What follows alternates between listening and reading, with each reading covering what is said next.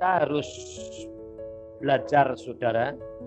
Kita percaya kepada Tuhan itu bukan percaya kalau Tuhan itu bisa menyenangkan saya ya senang, mau ikut Tuhan. Tapi kalau tidak bisa menyenangkan Tuhan, tetap mau ikut enggak? Hah? Tetap loh ya. Benar loh ya. Sebab kenyataannya itu enggak gitu tuh. Coba kita perhatikan tadi. Salah satu ibu berkata, anakku kok sakitnya gini Tuhan. Yang sakit yang lain aja, jangan itu. Loh, jadi itu kalau yang menurut saudara enggak enak, mau enggak? Loh, enggak bisa jawab sekarang. Tadi bilang mau. Hah? Lah ya ini loh saudara. Waktunya akan tiba di mana saudara akan diuji. Apakah yang tidak enak itu saudara dapat mengucap syukur? Nah ini. Nanti waktunya akan tiba bahwa engkau akan berguguran. Sebab apa? Sebab engkau tidak percaya sungguh-sungguh. Kalau orang percaya kepada Yesus sungguh-sungguh, mati itu untung, hidupku untuk Kristus. Itu barusan sudah mepet sungguh. Kenapa Tuhan kerap kali kalau menolong saudara sudah mepet?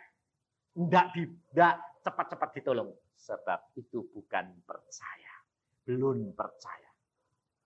Biasanya kalau sudah kepepet, seperti ibu tadi saksi, ya toh, sudah tidak tahu Tuhan, mati ya mau. Nah, kalau sudah nyerah total, baru ya sudah, bu angkat ya angkatan, sudah tidak kuat. Tidak kuat sebab apa toh?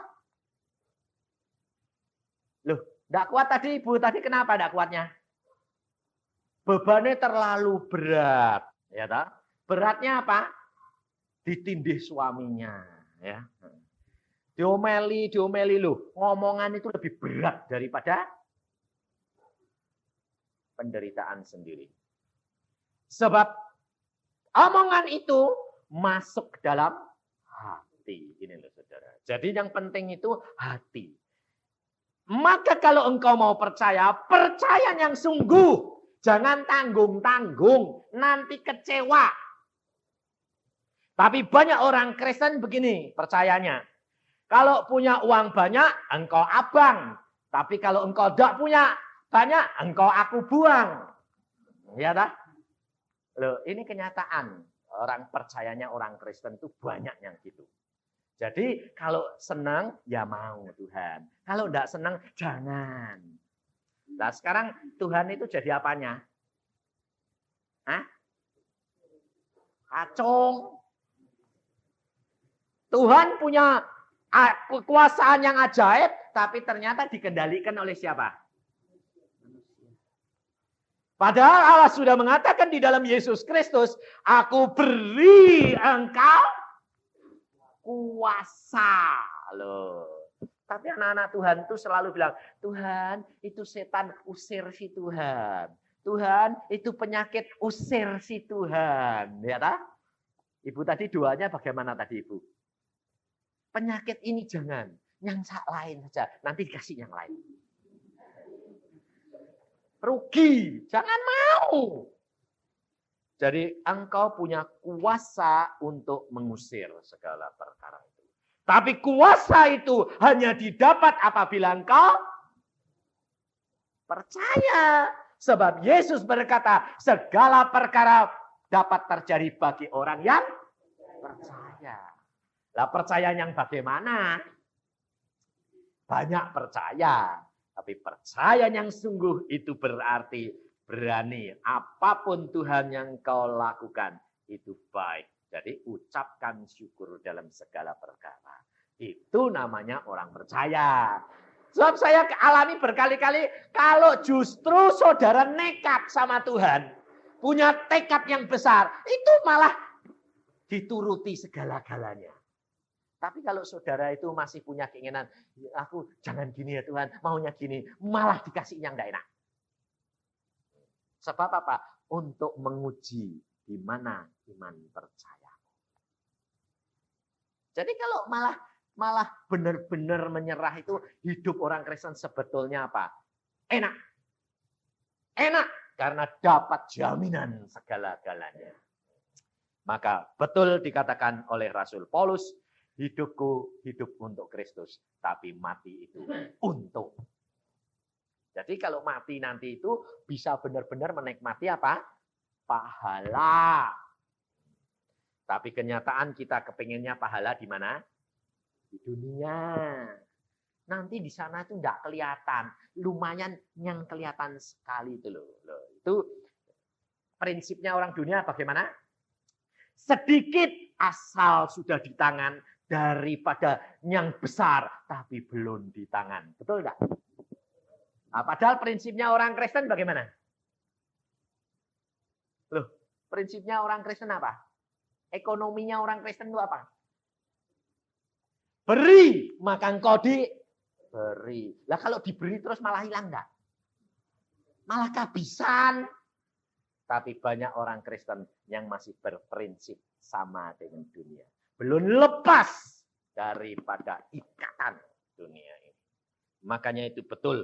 Sekarang ini zaman pelepasan banyak perlu dilepaskan semua. Tapi perhatikan, pelepasan itu baik. Tetapi yang lebih penting, jaga jangan sampai yang sudah dilepaskan itu masuk lagi. Jadi hati-hati ikut Tuhan, supaya menjaga hatimu itu selalu penuh dengan Roh Kudus. Kita buka firman Tuhan hari ini, supaya kita belajar bagaimana Allah bertindak terhadap orang-orang anak-anak pilihan sekalipun. Allah tetap bertindak adil. Tidak pilih kasih. Tetap Allah adil. Kita kerap kali tidak bisa menerima apa yang tidak menyenangkan hati kita. Tetapi kita harus belajar bagaimana sikap kita terhadap Allah. Karena kita mau mengenal sikapnya Allah. Sebab kalau saudara tidak mengenal sikap Allah, engkau selalu ketipu setan. Di dalam 2 Tawarikh, pasal yang ke-35. 2 Tawarikh, pasal 35, ayat yang ke-20 mulai. Yosia dibunuh oleh Nekho.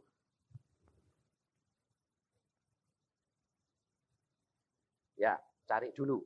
2 Tawarikh memang saya kerap kali dikasih tahu Tuhan untuk kalau bawa firman Tuhan itu mencar-mencar, enggak karu-karuan gitu. Bagaimana Tuhan mau ngomong. Sebabnya apa? Supaya saudara itu malu sedikit kalau membukanya Alkitab lama-lama. Kalau malu kan lama-lama belajar toh. Ya enggak? Wah, tuh di persekutuan buka Alkitabnya, enggak ketemu. Nah, malu ya toh. Yang lain, wah sudah ketemu, aku ketinggalan. Nah, tapi nanti karena datang ke bolak-balik lama-lama jadi tahu. Makanya saya lihat Alkitabnya semua pakai indeks. Hah? Sebabnya gampang, ya toh. Indeksnya dibaca. Kalau nyari kan, oh ya. Itu tandanya enggak pernah, Mbak.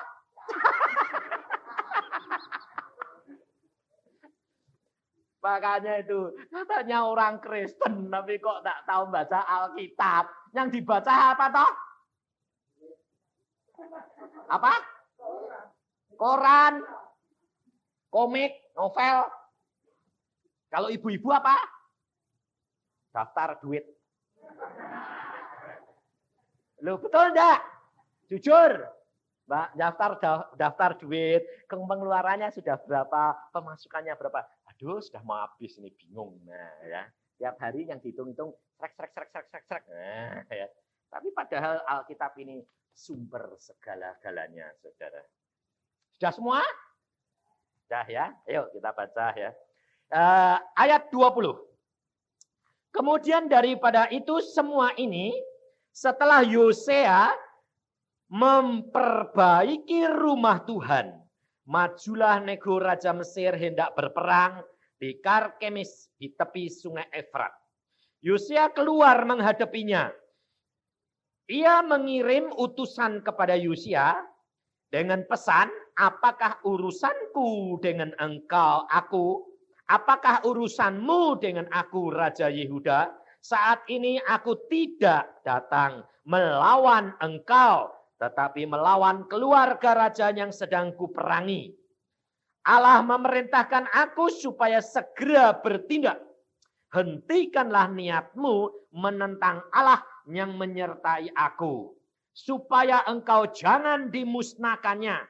Tetapi Yosia tidak berpaling daripadanya, melainkan menyamar untuk berperang melawan dia.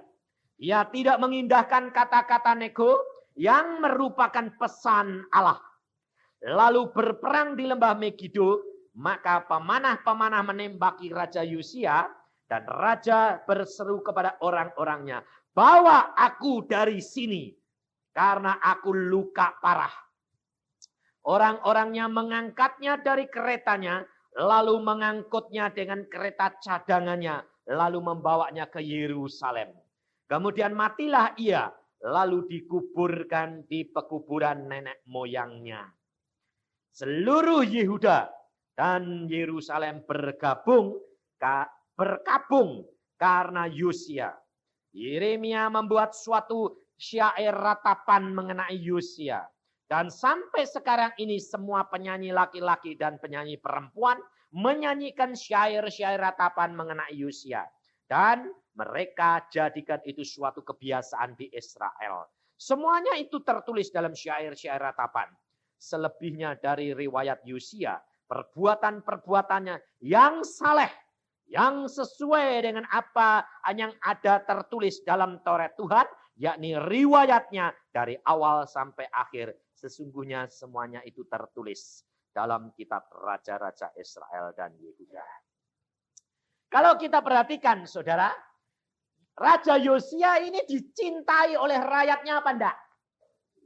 Sangat dicintai oleh rakyatnya. Dan dia menjadi raja yang berhasil tidak membawa kemakmuran kepada rakyatnya. Ya, sebabnya di sini semua meratapi dia. Karena dia pada waktu mati perang ini sekitar umurnya baru 40-an. Masih cukup muda enggak? Nah, sekarang rakyatnya ini demikian cinta kepada Raja Yosia karena apa? Membawa kemakmuran, membawa kesejahteraan, dan Raja Yosia hidup saleh. Dikatakan di sini hidup saleh, maka ia diberkati Tuhan. Kalau saudara mau sungguh-sungguh hidup saleh, mesti engkau diberkati oleh Tuhan. Ada seorang pemuda di Bandung, lulus insinyur, dia kacamatanya itu tebelnya kira-kira hampir berapa senti. Berapa jarak itu 5 meter itu sudah gini-gini nggak kelihatan. Dia bilang, waduh mataku ini tambah lama tambah belum kawin. Nggak lihat lah. Soalnya sebabnya susah cari pacar. Sebab jauh nggak kelihatan. Nah, dia selalu pemuda yang mesti cari yang selera dia, atau betul enggak? Nah, tapi deket-deket enggak bisa itu. Oh, enggak kelihatan. Jauh-jauh kelihatannya semua sama. Bener semua. Lalu dia itu ikut Tuhan sungguh-sungguh. Pada waktu dia ikut Tuhan sungguh-sungguh, dia membaca firman Tuhan terus. Dan dia berkata, kalau aku lakukan firman Tuhan ini, maka firman-Mu ya dan amin ya Tuhan. Dan dia pegang sungguh-sungguh. Dia lakukan sungguh-sungguh. Dan dia mengatakan, ternyata untuk dapat dekat sama Tuhan, harus hidup di dalam kekudusan. Harus hidup di dalam kesalehan. Hidup di dalam kebenaran. Dan dia lakukan sungguh-sungguh. Dijalani sungguh-sungguh. Dan setelah dia lakukan sungguh-sungguh, dia lalu berdoa, Tuhan, tolong dong mataku ini. kacamatanya ini terlalu tebal Tuhan. Pada satu saat dia berdoa pagi-pagi dan Tuhan jamah dia. Sekarang matanya menjadi baik. Allah masih tetap bertindak. Allah masih tetap berkuasa tergantung daripada anak-anaknya. Allah tidak pernah berubah, tapi manusia yang berubah. Maka selalu saya katakan, jangan berharap pada hamba Tuhan, tetapi harap kepada Yesus Tuhan. Maka engkau tidak akan kecewa. Dan dia pada waktu itu sudah lalu dapat pacar. Pacarnya ternyata cukup cantik. Anak saya bilang, "Pak, itu kakak itu kok Ceci itu kok modelnya sama ya, Pak? Apa kakak adik?" Terus saya bilang, "Oh enggak, itu pacare kok." Loh kok iso persis gitu sih, Pak? Model-modelnya tinggi, profilnya semua kok memper ya, Pak? Kalau udah adike memper. Ya, orang kalau jatuh cinta itu biasanya jatuh cinta yang memper dia. Loh, sebabnya yang disenengi itu mukanya sendiri toh. Loh, habis tiap hari lihat kaca, modelnya dia gitu. Lama-lama kan masuk, ya toh. Jadi kalau cari jodoh mesti yang modelnya kayak dia. Ya, loh betul enggak? Ternyata yang bunder-bunder modelnya cari bunder-bunder. Yang lonjong-lonjong, ya toh. Loh, ini kenyataan kok. Sebabnya semua itu sama. Saya ketemu dokter Budiono pertama, oh bunder, istrinya mesti bunder. Bener bunder. Sama bundere, ya lah. Sebab memang itu kenyataan. Yang lonjong mesti satangnya lonjong. Sebabnya apa? Setiap kecil dari kecil sampai besar lihat kaca terus karena lama-lama jadi yang seneng ya itu, yang lain enggak seneng. Ini kenyataan, saudara. Sekarang kita perhatikan Raja Yosia ini coba. Kalau orang itu menyenangkan dan membawa berkat dan membawa kemakmuran dan membawa sejahtera, didoakan enggak supaya umurnya panjang, kalau bisa 100 tahun enggak mati-mati, betul enggak? Hah? Kenapa? Kok betul? Sebab itu selera saya, betul enggak? Sebab itu mendatangkan berkat buat saya, betul enggak? Nah, doamu itu sebetulnya doa apa? Hah? Untuk kepentingan siapa? Diri sendiri. Lah kalau berdoa gitu itu doa memberi atau doa minta? Minta. Ya toh? Hidupmu selalu peminta? Minta. Jadi kalau dikatakan orang Kristen gelandangan mau enggak? Mau enggak? Enggak mau. Tapi nyatanya sifatnya sifat gelandangan. Ayo. Gelandangan itu kan selalu gitu dah. Den, baring-baring den. Terus Lah, orang Kristen enggak gitu.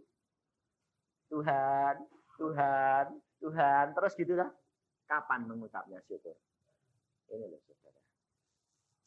Kita harus belajar. Allah itu tetap adil. Yosia saleh. Yosia membangun bait Allah. Yosia dia membawa berkat bagi rakyatnya.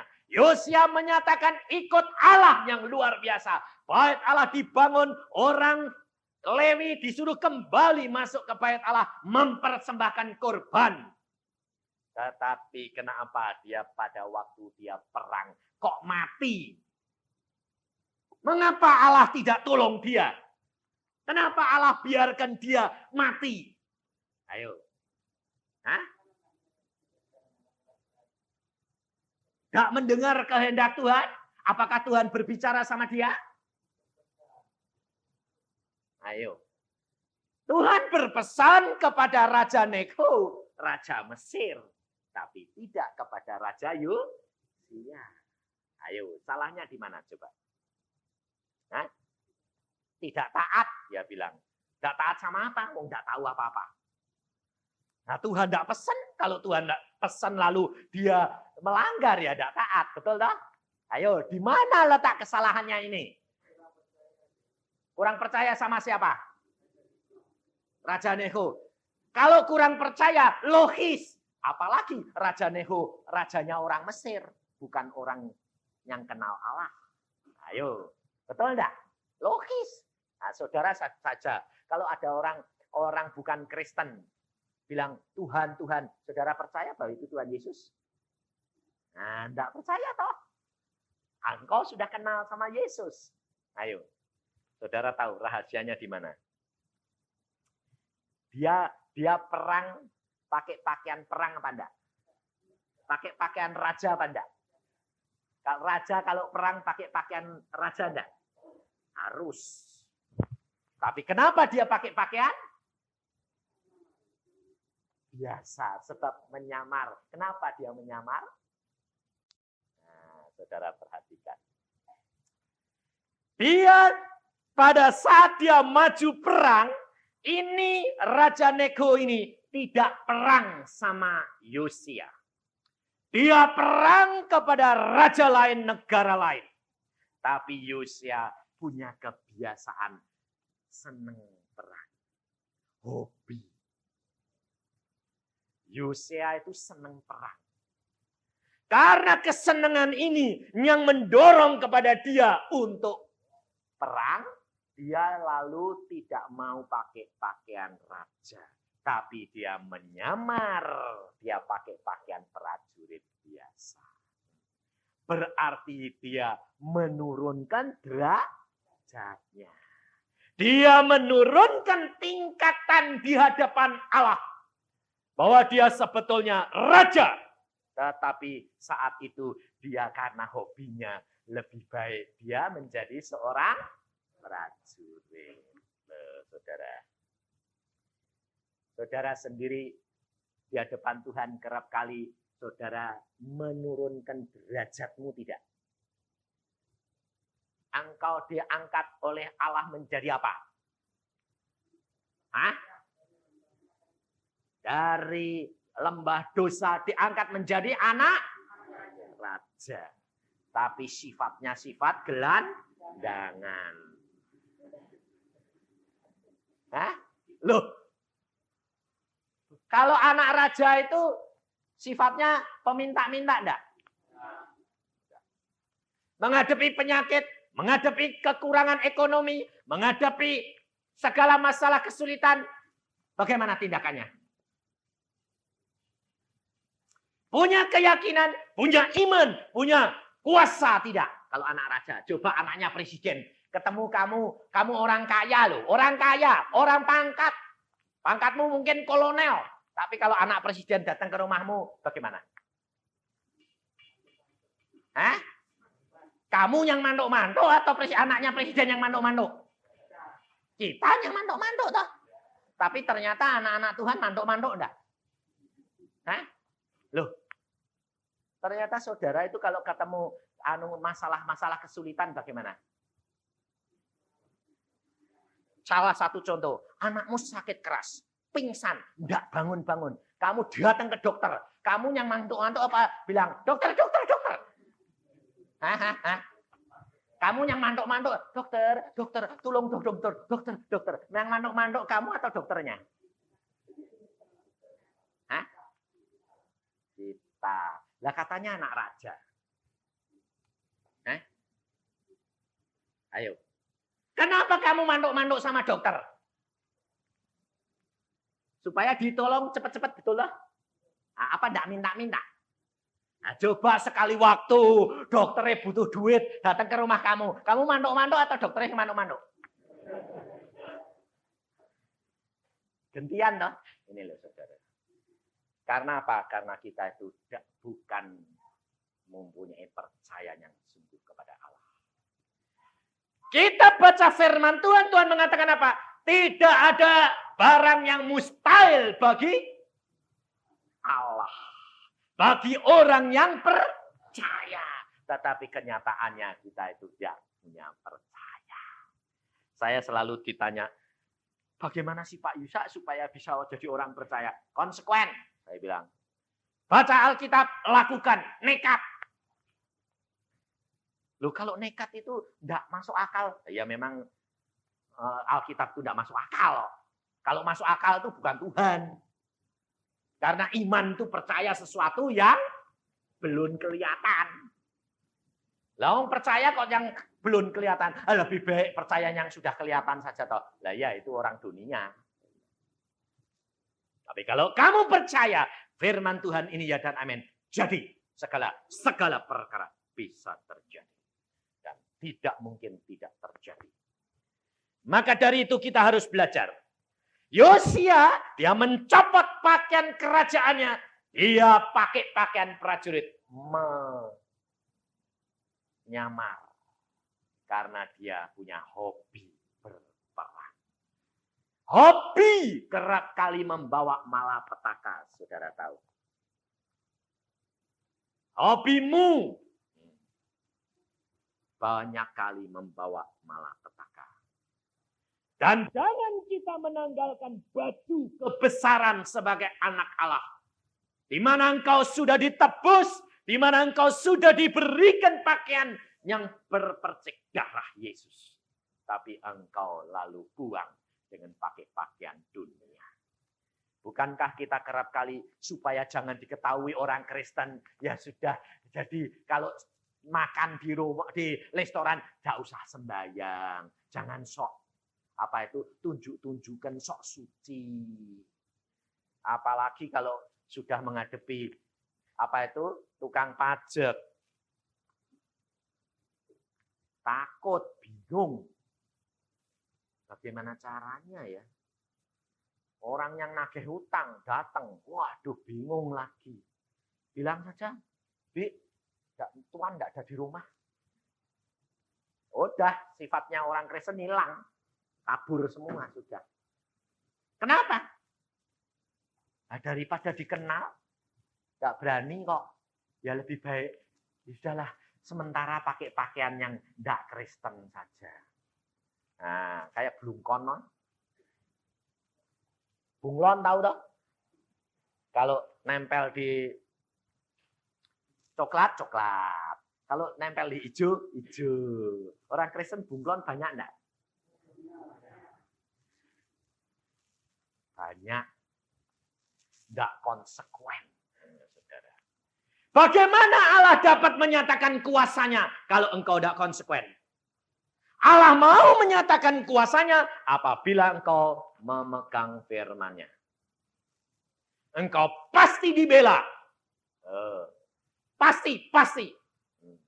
Karena Allahmu itu Allah pembela. Saya barusan dari Lumajang, ya saya cerita ketemu sama pendetanya Filipus dan dia juga cerita, wah Pak Isa, memang kalau kita ikut Tuhan itu harus berani mati. Kalau tidak, percuma.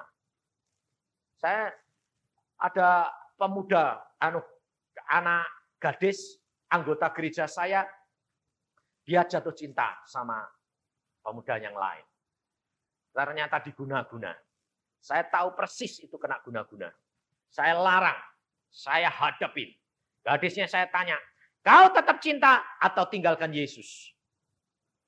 Dia bingung. Doa puasa. Saya akan bantu. Dia doa puasa. Saya bantu. Ternyata betul pada waktu dia doa puasa, roh itu lari sendiri. Dan keluar dari tubuhnya. Lalu dia berkata, oh ya, saya, kenapa kok saya bisa jatuh cinta sama orang kayak gitu? Lalu Tuhan berbicara bahwa itu bukan jodoh. Lalu dia tidak mau. Tapi si laki-laki marah. Marah lalu diterangkan sama pendeta. Akhirnya pulang bawa apa? Bawa pistol 4 pelor. Pokoknya pendeta itu saya modor. Dia ada orang datang, dia bilang, Pak Pendeta, itu pemuda sedang menyiapkan pistol dengan 4 peluru. Lalu dia berdoa, Tuhan kalau aku harus mati, aku mati untuk Engkau. Tapi harus berani, saudara. Tapi pada waktu itu dia berkata, Tuhan memberikan hikmat, lapor ke sebelahmu. Lalu dia datang ke sebelah, dia bilang, Pak keadaan saya begini, ada pemuda gini. Ternyata sebelahnya itu adalah ketua daripada pemuda. Lalu dia datang ke rumah itu, dia bilang, apa yang kamu mau lakukan? Serahkan. pesolmu. Lalu diambil dan pemuda itu mau mengerti. Ini loh saudara. Hidup dengan Yesus, engkau harus berani ambil risiko. Engkau nanti melihat justru perkara-perkara yang ajaib yang kita alami. Kalau firman Tuhan di sini mengatakan kepada kita, Yosia yang saleh, yang menyenangkan hati Tuhan. Kenapa perang kok jadi mati Tuhan? Karena keadilan Allah, saudara tahu. Karena dia pergi ke sana perang tidak seizin Allah. Dan Raja Mesir diperintah Allah. Jadi saudara perhatikan. Orang yang menyenangkan hati Allah pun, orang yang dekat kepada Allah sekalipun, orang yang menyenangkan, yang mau berbuat banyak untuk Tuhan sekalipun, kalau dia tidak belajar peka terhadap pimpinan Allah, maka dia akan dapat salah jalan. Itu keadilan Allah. Mungkin saudara berkata apa? Loh, mbok ya ditegur jatuh Tuhan. Luka, jangan mati ya. Kalau mati kan kasihan. Wong dia masih dibutuhkan rakyat. Betul enggak? Demikian juga kalau saudara kehilangan suami, kehilangan anak, kerap kali bilang begitu enggak? Kalau suami mau mati atau anak mau mati. Istri mau mati. Jangan toh Tuhan, aku masih butuh. Masih saya diperlukan untuk anak-anak. Masih gini, masih gini. Saudara lebih tahu apa yang akan terjadi atau Tuhan? Nah kok saudara ngatur? Ini kenyataan. Itu tandanya orang kurang percaya. Harus konsekuen. Jadi kalau menghadapi segala perkara, itu sudah punya wibawa Allah di dalam hati dan kepikiran kita. Sakit, katakan, Tuhan, anakku kok sakit. Jangan ribut dulu. Katakan, Tuhan, anakku kok sakit. Apa yang terdapat dalam diriku? Aku yang salah, Tuhan. Koreksi dong, Tuhan. Lalu periksa diri di hadapan hadirat Allah. Jujur di hadapan Allah. Katakan apa? Kalau memang Tuhan sudah buka semua dosa, semua kesalahanmu, kamu bertobat. Setelah bertobat, selesai. Kamu katakan, terima kasih karena justru penyakit ini, aku bisa kembali kepadamu. Ini saudara. Tapi aku yakin, apapun yang kau lakukan terhadap anak ini, itu membawa kebaikan dan kemuliaan demi namamu. Ini loh saudara. Dan Tuhan akan tuntun. Bagaimana caranya? Itu urusannya Tuhan. Jangan lalu pakai metode. Lah itu. Biasanya, oh kalau sakit ini, kasih ini, mesti sembuh. Kasih itu malah tidak sembuh. Ini, kita harus peka terhadap pimpinan Tuhan. Pasti Tuhan itu tunjuk jalan. Pasti. Dan Tuhan itu selalu ajaib. Kalau kamu sedang diuji, anak ini tambah lama tambah berat. Tapi engkau sudah usaha maksimal. Tinggal ucapkan syukur. Tuhan, aku tahu engkau punya rencana yang terindah untuk kami. Itu orang percaya. Dan itu saya lakukan. Setiap anak saya itu selalu ngalami ujian. Jadi semua sudah pernah mau mati semuanya. Diujinya itu mau mati. Saya tidak pernah pusing. Saya sendiri ya diuji mau mati. Istri saya ya mau mati. Anak-anak ya mau mati. Saya bilang, terima kasih. Mati hidup dalam tanganmu. Itu urusan Tuhan. Terima kasih beneran. Dan Tuhan bilang, belum waktunya. Nah kalau belum waktunya ya beres. Saya bilang, ya beres. Cepat. Saya itu orangnya paling tidak sabar. Banyak orang sabar. Kalau sakit ya lama sekali. Kalau ada problem ya lama sekali. Kok sabar? Saya bilang. Lah wong bukan sabar Pak Yusa. Ndak barbar. Bukan sabar tapi ndak barbar. Lah kenapa ndak barbar? Ndak tahu. Wong ndak didengar-dengar doanya. Tuhan bukan tidak dengar, sudah dengar. Tetapi engkau yang kurang percaya, ukurannya kurang. Dan itu dituntut Tuhan sampai genap. Lah kalau tidak genap-genap bagaimana? Lah yang kamu tidak bisa ngucap syukur. Lah ngucap syukur bagaimana Pak Yusa? Wong kenyataannya gini. Loh kok kenyataannya gini? Lah itu kamu kurang percaya.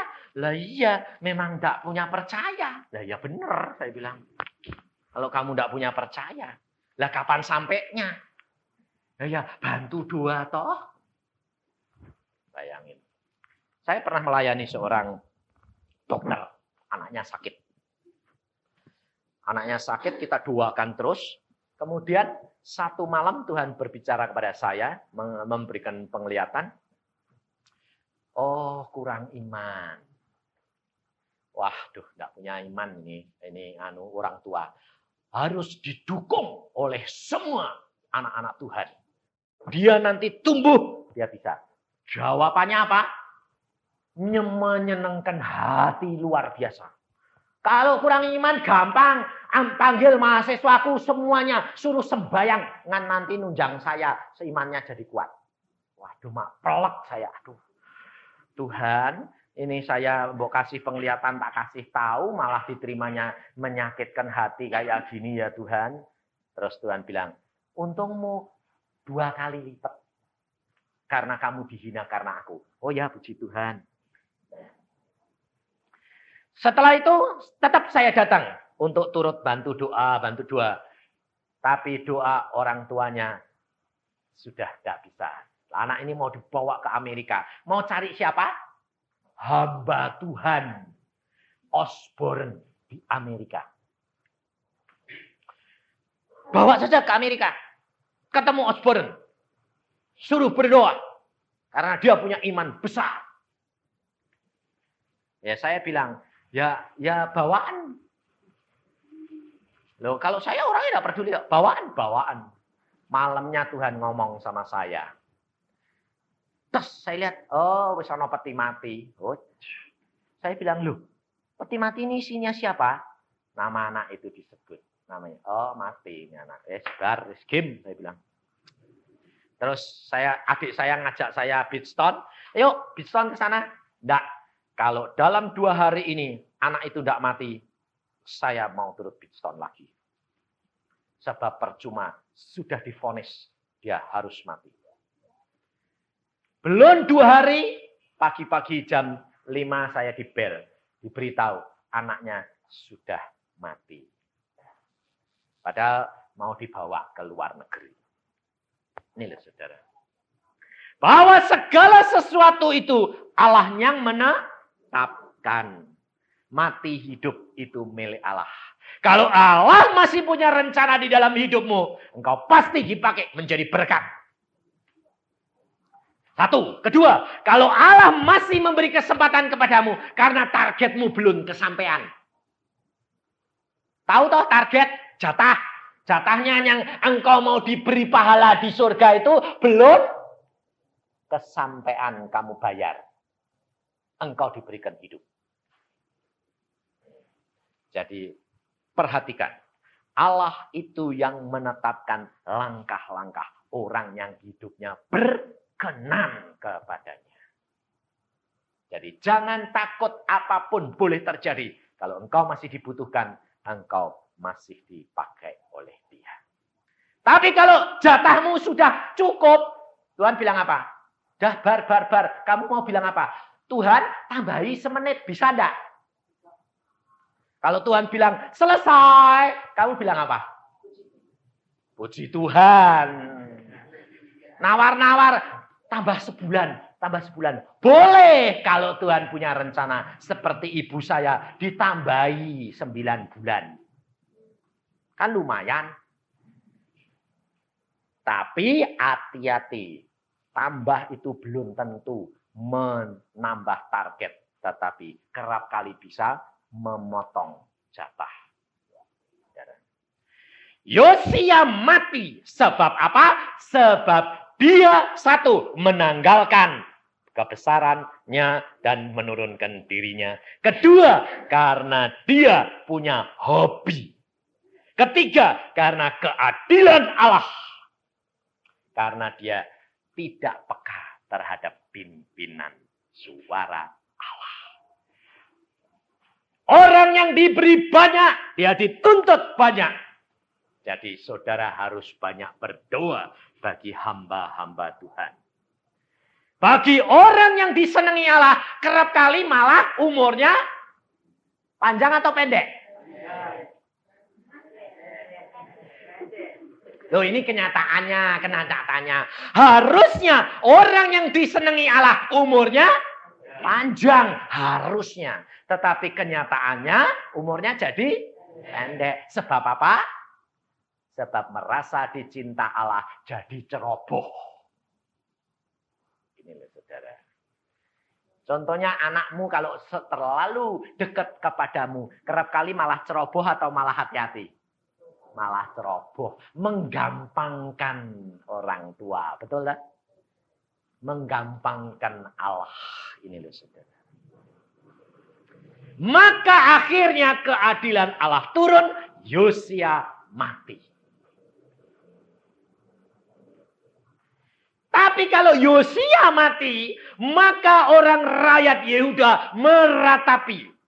Kalau saudara orang yang engkau harapkan menjadi berkat bagi keluargamu mati, engkau susahnya luar biasa enggak? Hah? Susah. Bisa terima kasih sama Tuhan enggak? Enggak bisa, susah. Tapi saudara coba perhatikan. Yesus umurnya di dalam dunia cuma berapa tahun? Hah? 33,5. Dia kerja untuk bapaknya cuma berapa tahun? 3,5 tahun. Saudara pernah mikirkan? Kenapa Tuhan Yesus kok enggak panjang sih? Sampai puluhan tahun. Kan lebih baik toh, betul enggak? Saudara pernah mikirkan?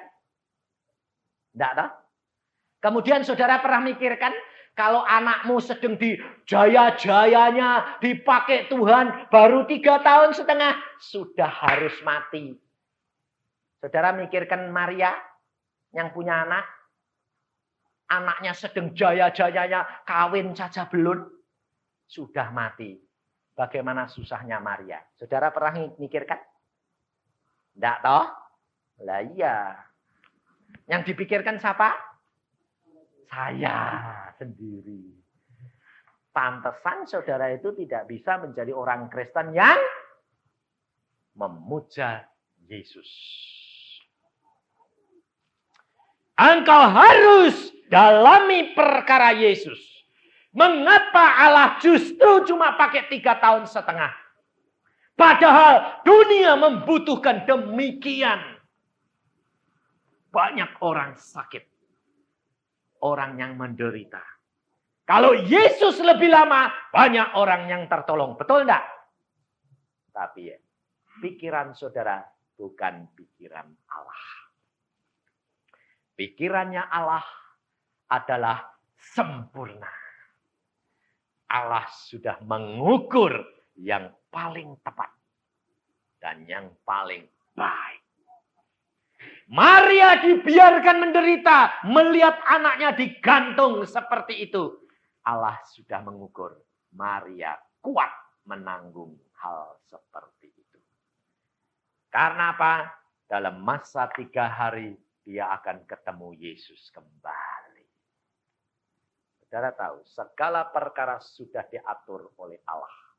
Kita tidak usah takut.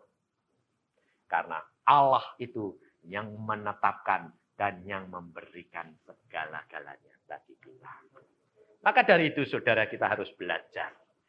Ucapkan syukur dalam segala perkara. Jangan terpancang kepada apa yang kita lihat dan dengar. Tetapi terpancang kepada apa yang Allah mau lakukan. Itu pasti baik. Berpikir positif untuk tiap tindakan Allah.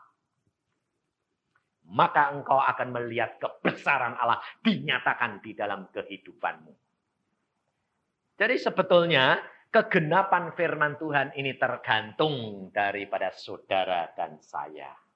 Kalau engkau mau mengalami perkara-perkara ajaib dengan Allah, lakukan dan dalami. jalankan. Mesti kamu melihat kuasa Allah berjalan. Luar biasa sekali Allah itu. Ini saudara seiman kerap kali yang belum percaya, dia itu malah ngotot. Malah mau membuktikan. Tapi nyatanya justru orang yang sudah Kristen, yang kalau datang ke persekutuan tuh rajin, tapi cuma manggut-manggut. Iya. Biasanya enggak ngalami apa-apa. Tapi yang pikirannya menentang, mosok. Nah, itu loh. Biasanya lalu minta bukti, ngalami sendiri. Tuh. Saya malah senang terus terang ketemu orang yang saya tidak percaya Pak Yusa. Wah, itu malah saya beneran. Makanya saya bilang, ketemu suami daripada ibu tadi yang bersaksi, saya bilang, oh orang ini kalau sudah mau percaya, percaya sungguh. Tapi kalau belum, jangan harap. Orang ini itu delodok, saya bilang. Saya belum kenal loh. Saya ketemu pertama, saya bilang, kamu ini delodok, saya bilang. Kalau istrimu bilang A, malah kamu B. Oh iya, memang saya gitu orangnya, Pak Yusa. Ya bener memang. Modelmu ini model orang yang tidak percaya kalau tidak dibuktikan. Lalu saya katakan, alami, buktikan. Kalau kamu tidak terjadi Alkitab, jangan jadi orang Kristen. Ini saya kalau nginjil memang agak gila-gilaan. Saya tantang semua. Ya Ambarawa juga gitu. Yang saya tantang. Buktikan. Kalau tidak benar, jangan jadi orang Kristen. Saya katakan gitu. Dia bilang apa? Betul ya Pak Yusa? Ya. Kalau tidak benar, jangan percaya. Saudara tahu, luar biasa Allah kita. Luar biasa Allah kita. Dia dalam waktu 2 tahun mengalami mujizat demi mujizat Allah. Dan setiap malam dia kalau berdoa, dia berkata, Tuhan, aku mau belajar Alkitab. Dan diajari oleh Tuhan. Saudara tahu. Dia rajin sekali. Diajari. Satu kali dia berkata begini. Tuhan, rumahku sebelah ini kok kosong ya Tuhan. Apa yang harus aku berbuat? Tuhan berkata, bangun, berikan orang tuamu. Orang tuamu itu supaya tahu bahwa engkau sangat mengasihi mereka. Biarpun dia belum percaya Yesus. Wah bangun itu biayanya berapa Tuhan? Aku akan berkati kamu. Dia cuma tukang bikin perhiasan. Saudara. Tapi dia bangun. Ya kalau kira-kira 10 juta ya mungkin kuat Tuhan. Tapi ya bertahap. Ternyata berapa? 22 juta. Dan jangka waktunya cepat sekali. 3 bulan selesai. Sampai dia bilang, uang dari mana ya? Bingung saya. Tapi yang salah butuh datang. Perhiasan itu orang yang kasih kerjaan itu berlimpah-limpah. Ini loh saudara, sampai orang tuanya berkata begini. Kamu kok bisa? Ya, hanya karena Tuhan mau menyatakan bahwa dia itu Allah yang maha kuasa. Dalam segala perkara. Bukan orang Pantekosta loh. Pada waktu dia mau masuk, dia tanya, masuk gereja mana Pak Yusa? Saya bilang, kamu berdoa, kamu ditempatkan oleh Allah di mana? Masuk, dibaptis sana. Saudara tahu? Sekarang dia banyak baca Alkitab, banyak berdiskusi sama majelisnya. Majelisnya malu. Karena apa? Kalah sama orang baru. Jadi berkat. Pendetanya sekarang baik. Majelisnya yang sudah lari, balik lagi. Saudara tahu, dia mengajarkan. Dia berkata, Allah itu Allah yang ajaib. Ternyata Allah itu bisa bicara. Allah bisa bicara. Iya. Dia saksikan. Bukti. Oh. Lalu teman istrinya yang matanya buta itu kena tabrakan, sembuh. Karena Allah sudah berkata, sembuh. Tidak percaya, buktiin matanya normal. Suaminya bilang, benar, Tuhan Yesus ajaib. Nah, begitu mujizat masih terjadi. Iya. Nah, jadi berkat, saudara. Tapi saudara-saudara kerap kali di persekutuan bilang apa? Oh, di gereja sepi, di gereja itu kering. Nggak usah balik ke gereja, betul nggak? Salah. Engkau kalau sudah dapat berkat di persekutuan, harus kembali ke gereja menjadi berkat di gereja masing-masing. Sebab Yesus berkata, lebih berbahagia memberi daripada menerima. Tapi kerap kali mentalnya orang persekutuan, anak-anak Tuhan masih mental gelandangan. Di gereja tidak dapat apa-apa, Pak Yusa. Kering. Kalau persekutuan tuh lo dapat. Nah, ya mentalmu mental apa itu? Itu mental apa? Mental minta-minta. Kalau terima berkat, puji Tuhan. Kalau memberi, aduh, uangnya kurang nanti. Jatahku kurang. Kalau tak kasih ke itu nanti kurang. Itu mental gelandangan. Kalau engkau sudah merasa bahwa engkau harus jadi berkat, kau kembali ke gereja. Bawa, berikan kepada teman-temanmu seiman. Sebagaimana jiwamu menjadi hidup kembali.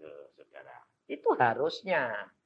Sehingga akhirnya persekutuan sama gereja saling curiga-mencurigai. Karena apa? Gara-gara saudara yang jadi alat pemecah belah. Kalau alat pemecah belah itu alatnya Tuhan, alatnya setan? Nah? Ada nggak yang dipakai di sini alat setan? Jangan ada, tapi jadi alat berkat Yesus Kristus. Supaya namamu nanti tercatat di dalam kerajaan surga. Tuhan Yesus berkata apa kepada murid-muridnya? Pada waktu mereka pulang dari mengabarkan Injil, mereka pulang dari menyembuhkan orang, mereka pulang daripada mengusir setan, apa kata Tuhan Yesus? Wah, murid-muridnya datang. Tuhan, setan takluk. Tuhan, orang sakit sembuh. Tuhan, orang lain. Wah, senang Tuhan kalau saya datang. Tuhan Yesus berkata, jangan kamu senang setan takluk. Tapi senanglah karena namamu tercatat di dalam kerajaan surga. Itu saudara. Kita harus memandang ke atas. Perkara-perkara yang akan datang itu lebih penting daripada sekarang. Karena dia nanti kekal. Dan kita cuma sementara. Amin. Mari kita berdoa.